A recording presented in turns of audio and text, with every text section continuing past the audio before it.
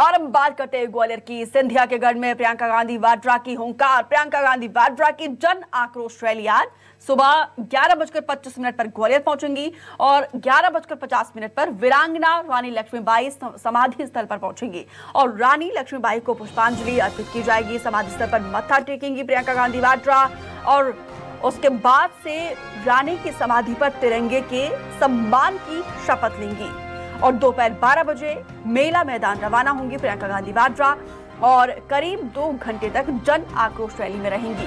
जन आक्रोश रैली के बाद सड़क मार्ग से दिल्ली वापस रवाना होंगी। तो ये पूरा शेड्यूल प्रियंका गांधी वाड्रा का हम आपको दिखा रही है। तो देखिए, सिंधिया के गढ़ में प्रियंका गांधी वाड्रा की ये पहली बार हुंकार। पहले जबलपुर, देखिए गणित समझिए आप ग्वालियर का। 2018 में कांग्रेस ने 26 सीटें जीती थी, बीजेपी केवल 7 सीट पर ही यहाँ पे जीत हासिल कर पाई थी और इस बार एक बार फिर से यहाँ पे फोकस दोनों ही पार्टी का है। ग्वालियर की 6 विधानसभा सीट पर केवल 1 सीट पर बीजेपी को जीत हासिल हुई थी। देखिए, सिर्फ 1 सीट पर, 5 सीटों पर कांग्रेस का कब्जा था। कांग्रेस का यहाँ पे प्रचंड जीत मिली थी। 2008 में कांग्रेस को 28.68% वोट मिले थे। वोट का यहाँ पे परसेंटेज भी देखिए, 2008 का कांग्रेस का 28% के आसपास है। 2013 में कांग्रेस की हिस्सेदारी में 35.57% हो गई थी। तो 13 और 18 का हमने आपको परसेंटेज बताया है। ग्वालियर चंबल अंचल में कांग्रेस का किस तरीके से प्रदर्शन रहा है। 18 में कांग्रेस का वोट शेयर बढ़कर 42.19% हो गया था। 2018 में यहाँ पे अच्छी खासी बढ़त यहाँ पे मिली थी। ज्योतिरादित्य सिंधिया का ये गढ़ है ग्वालियर और इस गढ़ को भेदने की तैयारी अब कांग्रेस की तरफ से की जा रही है। सिंधिया के गढ़ में बीजेपी को मात देना चाहती है कांग्रेस।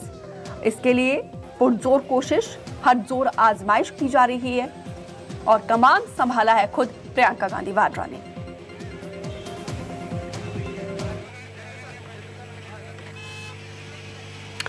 कर्ण मिश्रा ज्यादा जानकारी के साथ जुड़े हैं। कर्ण, जो ग्वालियर की सियासत को बेहतरीन तरीके से समझते हैं, कर्ण, दर्शकों को हमने प्रियंका गांधी वाड्रा का मिनट टू मिनट दौरा तो बताया है, लेकिन सियासी मायने आप समझाइए जरा। देखिए, बिल्कुल जिस तरह से आज कांग्रेस की राष्ट्रीय महासचिव प्रियंका गांधी का ग्वालियर दौरा है और ग्वालियर का ये दौरा सियासी मायनों में देखा जाए तो बहुत महत्वपूर्ण है, क्योंकि जब प्रियंका गांधी ग्वालियर एयरपोर्ट पर पहुंचेंगी उसके बाद सबसे पहले ये तस्वीर दिखाना चाहूँगा आपको मैं कि वो यहाँ पर वीरांगना रानी लक्ष्मीबाई की समाधि स्थल जो कि फूलबाग के पास बना हुआ है, यहाँ पर पहुँचेंगी और वीरांगना को नमन करके यहाँ पर एक बड़ा संकल्प जो है प्रियंका गांधी लेंगी और उस संकल्प का मकसद यही है कि मध्य प्रदेश में इस बार जो है वो कांग्रेस की सरकार बनानी है। इसके साथ ही कल 22 जुलाई को तिरंगा दिवस है और उस तिरंगे के सम्मान में संविधान की रक्षा के लिए भी वो संकल्प लेंगी। इस तरह का पूरा ये कार्यक्रम तय हुआ है। लेकिन अब बात ये आती है सियासी मायने में कि आखिर वीरांगना रानी लक्ष्मीबाई समाधि स्थल पर ही ये स्थान तय क्यों किया गया है। तो आपको बता दूं कि ग्वालियर चंबल अंचल में जब प्रियंका की आज जो बड़ी रैली होने वाली है उस रैली का नाम ही जन आक्रोश रैली दिया गया है। आखिर जन आक्रोश की वजह क्या है? वो वजह है सिर्फ और सिर्फ 2020 में हुआ सियासी घटनाक्रम, जब ज्योतिरादित्य सिंधिया अपने समर्थक विधायकों के साथ जो है बीजेपी में शामिल हो गए और उसके बाद कांग्रेस की यानी कमलनाथ की सरकार गिर गई और उस सरकार के गिरने के बाद से लगातार जो है कांग्रेस पार्टी वो ज्योतिरादित्य सिंधिया को निशाना बनाती चली आ रही है। चूंकि ग्वालियर चंबल अंचल को ज्योतिरादित्य सिंधिया का गढ़ कहा जाता है, ऐसे में इस गढ़ में जो जन आक्रोश रैली होने वाली है वो सीधे तौर पर अटैक जो है वो ज्योतिरादित्य सिंधिया को टारगेट करने के लिए किया जा रहा है। यही वजह मैं आपको तस्वीरों के जरिए दिखाना भी चाहूंगा कि ठीक इस समाधि स्थल के बाहर जो कुछ पोस्टर्स लगाए गए हैं उस पोस्टर में जिस तरह से सीधे तौर पर एक कोड किया गया है वो कोड है गद्दारी। साफ तौर पर उसमें इस बात को लेकर दर्शाया गया है कि किस तरह से गद्दारी करना आता है, गद्दारी से पुराना नाता आता है।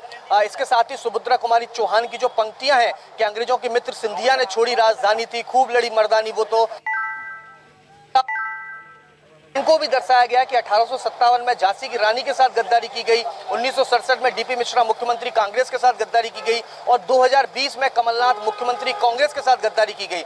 इसके साथ ही कुछ पोस्टर ऐसे भी लगाए गए जिसमें प्रियंका की तुलना जो है वो इंदिरा गांधी के साथ लक्ष्मीबाई से की गई है और साफ तौर पर कहा गया है कि जब जब देश के अंदर विघटनकारी ताकतों ने आताताई मचाई है, ऐसी स्थिति में देश की बेटी जो है वो लक्ष्मीबाई, इंदिरा और प्रियंका बन के आई है। यानी साफ तौर पर जिस तरह से ग्वालियर चंबल अंचल में ये पोस्टर लगाए गए, ये पोस्टर सीधे तौर पर मध्य प्रदेश की सियासत पर यानी इस अंचल पर उस और इशारा कर रहे हैं कि इसकी मुख्य रूप से इस क्षेत्र में जो आज प्रियंका की रैली होने वाली है, जन आक्रोश रैली, इसके साथ ही समाधि स्थल पर उनका पहुंचना होगा, ये सीधे तौर पर ग्वालियर चंबल अंचल में यानी गढ़ कहा जाने वाला ज्योतिरादित्य सिंधिया जो कि केंद्रीय मंत्री हैं उनको टारगेट किया जाएगा। हालांकि बीजेपी में आने के बाद ज्योतिरादित्य सिंधिया भी काफी बदले नजर आए हैं, क्योंकि लंबे अरसे तक जब वो कांग्रेस में रहे लेकिन वो यहाँ पर वीरांगना की समाधि पर नमन करने नहीं आते थे, लेकिन जब वो बीजेपी में शामिल हुए उसके बाद वीरांगना की समाधि स्थल पर पहुंचे और उनको नमन किया, पुष्पांजलि अर्पित की। उसके बाद 16 अक्टूबर 2022 को उन्होंने अपने महल के अंदर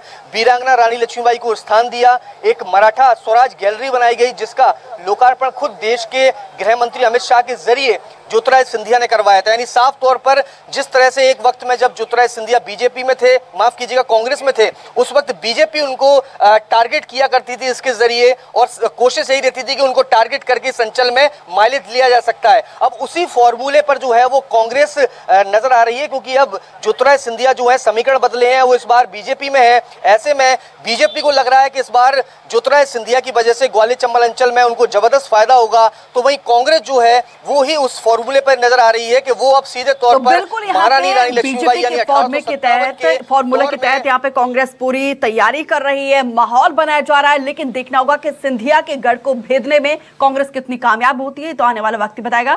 फिलहाल विस्तार से जानकारी साझा करने के लिए आपका बहुत बहुत शुक्रिया। यहाँ रुकने एक छोटे से ब्रेक के लिए लौटेंगे।